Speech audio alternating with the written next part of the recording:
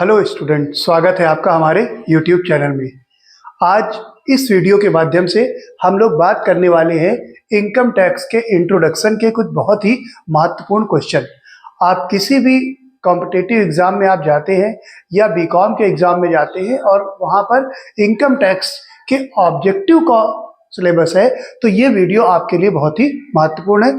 आइए देखते हैं कुछ महत्वपूर्ण क्वेश्चन। तो देखिए, जिसमें पहला क्वेश्चन है आपका, सबसे पहले हम देखते हैं कि भारत में सर्वप्रथम आयकर कब लगाया गया। तो इनकम टैक्स जो है भारत में कब लगाया गया, तो आपको याद रखना है 1860 में। 1857 की क्रांति में हुई आर्थिक हानियों को पूरा करने के लिए सबसे पहले इंडिया में सर जेम्स विल्सन द्वारा इनकम टैक्स 1860 में लगाया गया। ये ऑप्शन सही है। आइए देखते हैं दूसरा क्वेश्चन। तो आपसे पूछा है कि आयकर क्या होता है। तो देखिए, आयकर एक डायरेक्ट टैक्स है जो केंद्र सरकार के आयकर विभाग द्वारा लगाया जाता है। ठीक है। टैक्स जनरली दो तरह के होते हैं, एक डायरेक्ट टैक्स और दूसरा इनडायरेक्ट टैक्स। डायरेक्ट टैक्स वह टैक्स होता है जो जिस पर लगाया जाता है उसका बर्डन उसी पर पड़ता है, लेकिन इनडायरेक्ट टैक्स लगाया किसी और पे जाता है और उसका बर्डन किसी और पे पड़ता है। ठीक है। अगर एग्जाम्पल देखें तो डायरेक्ट टैक्स के एग्जाम्पल आपका इनकम टैक्स हो जाएगा, वेल्थ टैक्स हो जाएगा, गिफ्ट टैक्स। इनडायरेक्ट की बात करें तो आपका GST, goods and service tax, excise duty, custom duty, sale tax, VAT tax. Generally तो अभी जीएसटी है, तो ये आपके रहते हैं। आइए नेक्स्ट क्वेश्चन देखते हैं। तो नेक्स्ट क्वेश्चन में कह रहा है आयकर की दरें निर्धारित की जाती हैं, यानी कि जो आयकर की दरें हैं वो कौन फिक्स करता है। तो आयकर की दरें आपका वित्त अधिनियम, फाइनेंस एक्ट द्वारा निर्धारित की जाती है। आप जानते हैं प्रतिवर्ष देश में बजट पेश किया जाता है और बजट में एक फाइनेंस बिल पेश किया जाता है और उस बिल जब वो पास हो जाता है तो बन जाता है फाइनेंस एक्ट।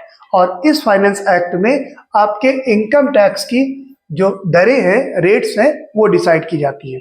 ठीक है। चलिए नेक्स्ट क्वेश्चन देखते हैं। करदाता की सकल कुल आय निकालने के लिए कुल कितने शीर्षक हैं। तो किसी भी करदाता की आय को कैलकुलेट करने के लिए 5 शीर्षक बताए गए हैं। 5 शीर्षक, वो 5 शीर्षक कौन कौन से हैं आपको याद रखना है। देखिए, पहला है इनकम फ्रॉम सैलरी, यानी वेतन से आय।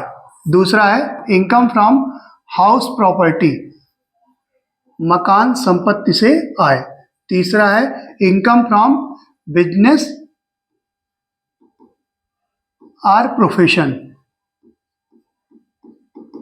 और चौथा है आपका इनकम फ्रॉम कैपिटल गेन, यानी पूंजी लाभ से आय। और पांचवा और लास्ट है इनकम फ्रॉम अदर सोर्सेज, अन्य साधनों से आय। तो ये 5 शीर्षक है, यानी कि कोई भी व्यक्ति जो भी इनकम कैलकुलेट करता है तो इन 5 शीर्षकों की से ही होता है। नेक्स्ट देखिए, वर्तमान आयकर अधिनियम किस प्रकार जाना जाता है। तो देखिए, इस समय जो आयकर अधिनियम है वो 1961 है, जो कि 1 अप्रैल 1962 से जम्मू कश्मीर सहित पूरे देश में लागू है। हालांकि अब नया इनकम टैक्स एक्ट 2025 इंट्रोड्यूस हो गया है जो नेक्स्ट ईयर से एप्लीकेबल होगा। नेक्स्ट देखिए, ये पूछा है प्रत्येक वर्ष 1 अप्रैल से प्रारंभ होने वाली 12 माह की अवधि को क्या कहा जाता है।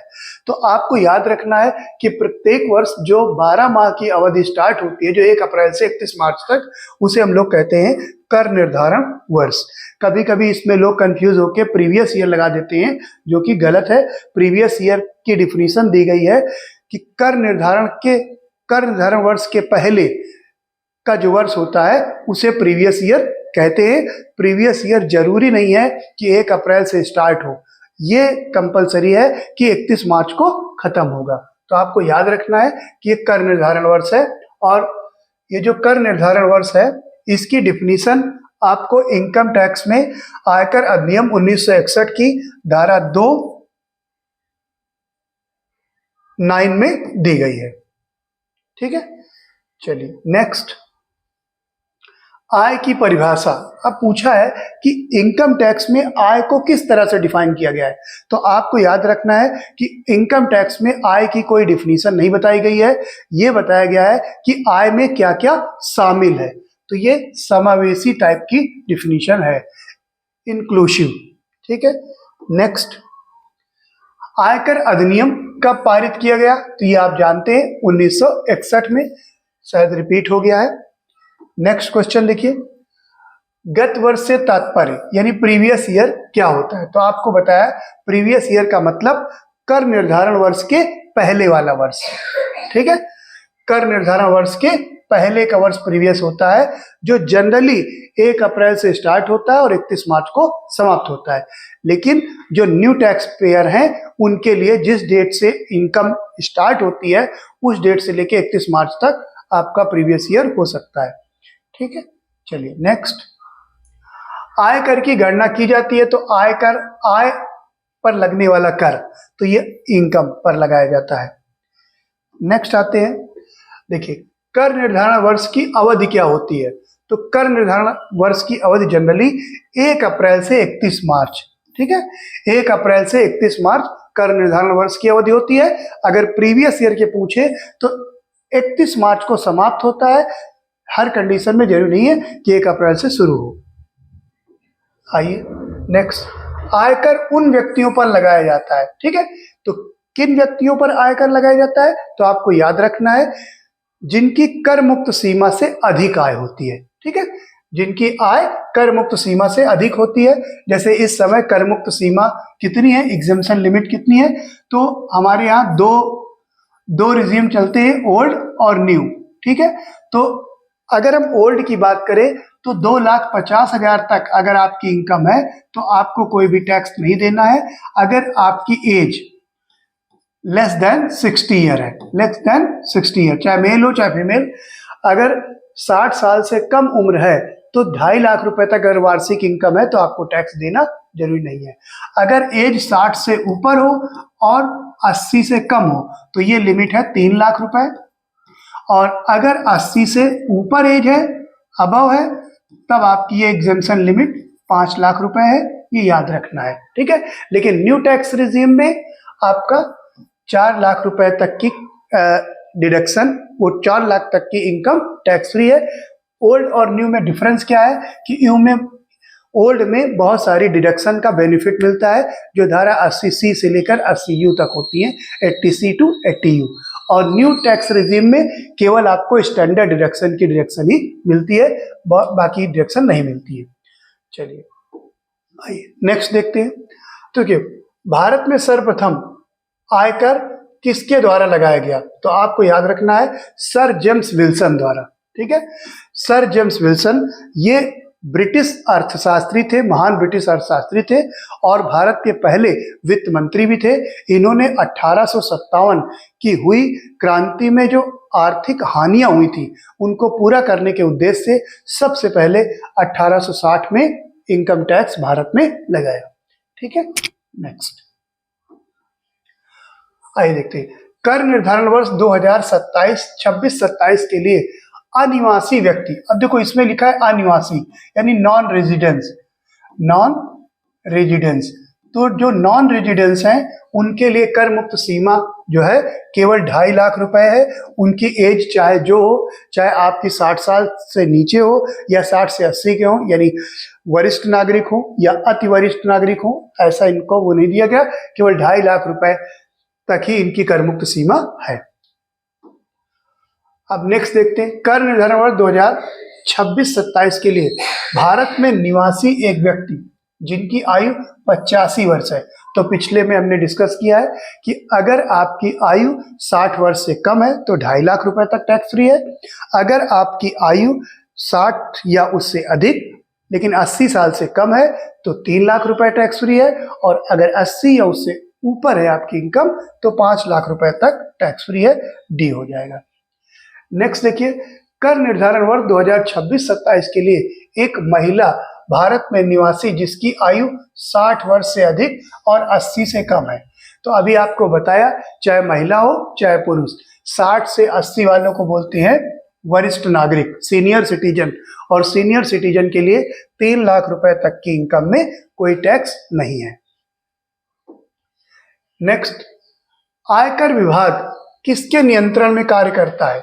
तो आपको याद रखना है, जो इनकम टैक्स डिपार्टमेंट है वो CBDT, central board of direct taxes, Hindi में प्रत्यक्ष करों का केंद्रीय बोर्ड, प्रत्यक्ष करों का केंद्रीय बोर्ड, ठीक है, सेंट्रल बोर्ड ऑफ डायरेक्ट, इसके अंडर में काम करता है, इसके नियंत्रण में कार्य करता है। तो ये प्रत्यक्ष करों का केंद्रीय बोर्ड सीबीडीटी। और याद रखना है कि ये जो सीबीडीटी है ये भारत सरकार के वित्त मंत्रालय यानी फिनेंस मिनिस्ट्री के कंट्रोल में काम करता है। तो बहुत ही इंपॉर्टेंट क्वेश्चन है ये सारे, आपको याद रखना है। आयकर अधिनियम में व्यक्ति की परिभाषा क्या है? तो देखो, जो व्यक्ति है, व्यक्ति का मतलब यहाँ पर पर्सन है, यानी कि पर्सन में बहुत सारे लोग इंक्लूड हैं। इसमें कौन कौन इंक्लूड है? तो कोई भी इंडिविजुअल इसमें आ जाता है, इसमें कोई भी फर्म इंक्लूड है, इसमें कंपनी इंक्लूड है, इनमें association of person, body of individual, local authority, ठीक है, और जुडिशियल पर्सन, यानी जुडिशियल पर्सन, इतने लोग आपके पर्सन में शामिल हैं। तो ये कह रहा है कि क्या हिंदू अनडिवाइडेड फैमिली भी शामिल है? जी हाँ, ये भी HUF, हिंदू अनडिवाइडेड फैमिली भी शामिल है। तो ये भी होगा, ये भी होगा, ये भी, यानी कि डी आंसर आपका सही होगा। आइए नेक्स्ट देखते हैं, विभिन्न शीर्षकों की आय का योग क्या कहलाता है? अब देखिए, पिछले आपको बताया गया कि 5 शीर्षक होते हैं। कौन कौन से? Income from salary, income from house property, income from capital gain, income from other sources और इनकम फ्रॉम बिजनेस प्रोफेशन। तो इन 5 इनकम की जब टोटल करते हैं तो उसे बोलते हैं सकल कुल आय, ग्रॉस टोटल इनकम।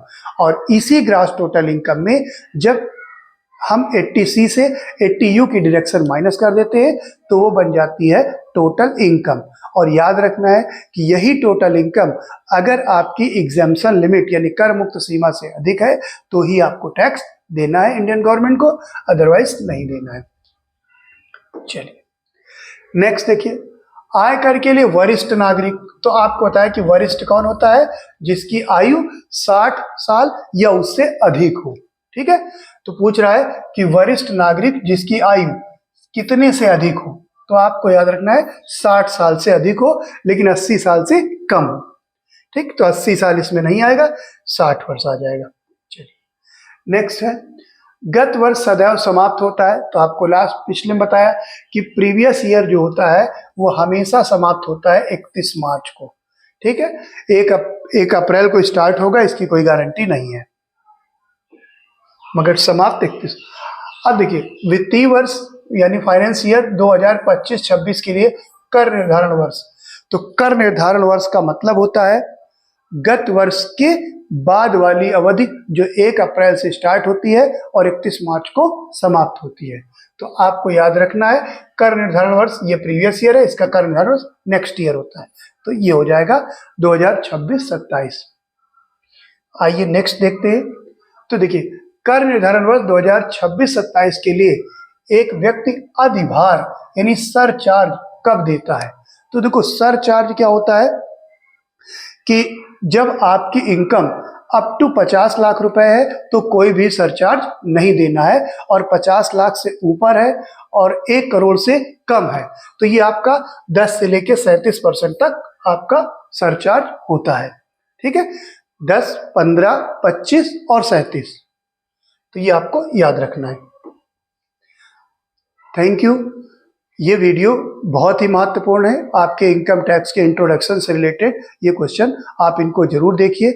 कोई भी एग्जाम आप देने जाएंगे, आप चेक करेंगे तो आपको इनसे क्वेश्चन ही मिलेंगे। Thank you for watching.